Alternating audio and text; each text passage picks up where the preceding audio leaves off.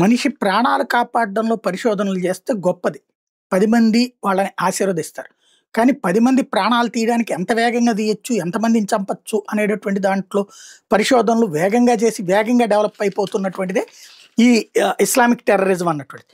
తాజాగా యావత్ భారతావని ఉలిక్కిపడేలా చేసిన ఎర్రకోట వద్ద పేలుడుగట్లో డాక్టర్ ఉమర్ నబీ ఒక్కడే ఇంతటి మారణహోమం సృష్టించాడా? లేదంటే మరికొందరు ఆ రోజు అదే కారులో వచ్చి పరారయ్యారా?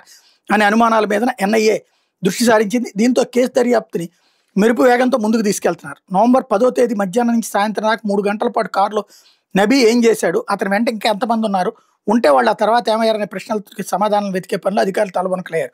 కారు 3 గంటల పాటు పార్కింగ్లోనే ఉండగా చుట్టూ వాహనాలు పార్కింగ్లోకి వస్తూ పోతూ ఉన్నట్టు తేలడంతో ఆయా వాహనాల డ్రైవర్లు, యజమానులను అధికారులు ప్రశ్నించడం మొదలుపెట్టారు. సమీప వాహనాన్ని స్వాధీనం చేసుకున్నారు. కారులో ఉమర్ ఏం చేశాడు, ఏదైనా బాంబు లాంటిది బిగించడం చూసారా, కారులో ఇద్దరు అంతకంటే ఎక్కువ మంది ఉన్నారా అనే ప్రశ్నలు అడిగినట్టు సమాచారం. పేలుడు పదార్థాలతో ఇంప్రూవైజ్డ్ ఎక్స్ప్లోజివ్ డివైస్ ఐఈడి తయారు చేయడం డాక్టర్ ఉమర్ నైపుణ్యం సాధించడం దర్యాప్తు ఉన్నతాధికారి ఒకరు వెల్లడించారు. విదేశీ హ్యాండ్లర్ నుంచి అందుకున్న బాంబు తయారీ విధాన పీడిఎఫ్ ఫైళ్లు, ఓపెన్ ఇంటర్నెట్లో అందుబాటులో ఉన్నటువంటి అక్రమ సమాచారంతో బాంబుల తయారీలో ఉమర్ నిపుణుడిగా మారాడని తెలుస్తోంది. అమ్మోనియం నైట్రేట్, పెట్రోలియం డిటోనేట్ ఉపకరణాలతో వీటిని తయారు చేసి ఉండొచ్చు అని చెప్తున్నారు. వీటి సాయంతో ఐఈడిని కేవలం 5 నుంచి 10 నిమిషాలు తయారు చేయొచ్చట. ఎర్రకోట పార్కింగ్ స్థలంలోని ముడి పదార్థాలతో అప్పటికప్పుడు బాంబు తయారు చేసి ఉంటాడని అనుమానిస్తున్నారు. పేలుడు తీవ్రతను బట్టి ఆ రోజు 2 కేజీల అమ్మోనియం నైట్రేట్, పెట్రోలియం ఉపయోగించి ఉంటారని ఫోరెన్సిక్ నిపుణులు అంచనా వేస్తున్నారు.